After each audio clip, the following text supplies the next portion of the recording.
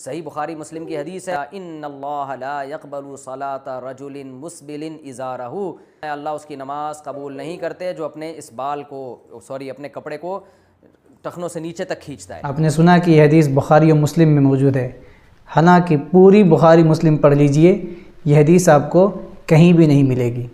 ہاں، اس کے بالمقابل حدیث پاک ضرور ملتی ہے۔ بخاری و مسلم میں متفق علیہ حدیث ہے۔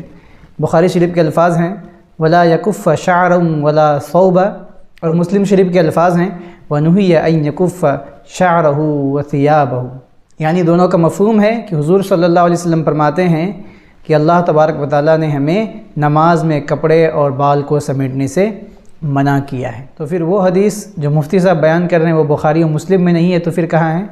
تو وہ حدیث سنن ابی داؤد شریف میں ہے، جس کا متن یوں ہے ان اللہ جل ذکرہ لا يقبل صلاۃ رجل مسبل ازارہ۔ اس کا مفہوم کہ حضور صلی اللہ علیہ وسلم نے فرمایا کہ اللہ تبارک و تعالیٰ اس شخص کی نماز قبول نہیں کرتا جو اپنا ازار بند یا تہبند ٹخنوں سے نیچے لٹکا کر کے پڑھے۔ اب وہ مفتی صاحب کیا بول رہے ہیں کہ یہ حدیث صحیح حدیث ہے اور اس کی نسبت بخاری و مسلم کی طرف کر رہے ہیں، حالانکہ بخاری و مسلم میں یہ حدیث کہیں بھی موجود نہیں۔ اب آیا یہ حدیث صحیح ہے کہ ضعیف ہے؟ تو یہ حدیث ضعیف ہے۔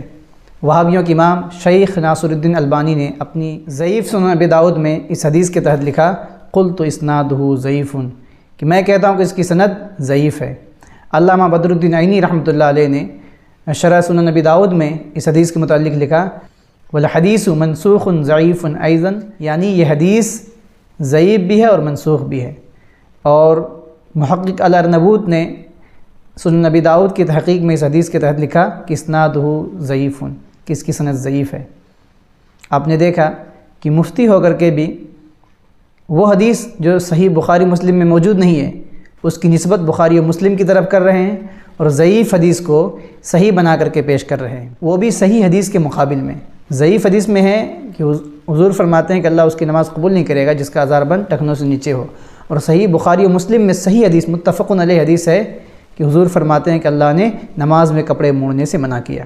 اب یہ لوگ صحیح حدیث کے مقابل میں ضعیف حدیث پیش کر کے نماز میں آدمی کو کپڑے موڑنے پر مجبور کرتے ہیں۔ اللہ تبارک و تعالی ہمیں حدیث پاک کے مطابق نماز پڑھنے کی توفیق عطا فرمائیں۔ اس مسئلے پر میں نے تفصیلی کلام کیا ہے، اسے دیکھنے کے لیے آپ میرے انسٹاگرام پروفائل پر جا سکتے ہیں یا یوٹیوب پر بھی جا کر کے دیکھ سکتے ہیں۔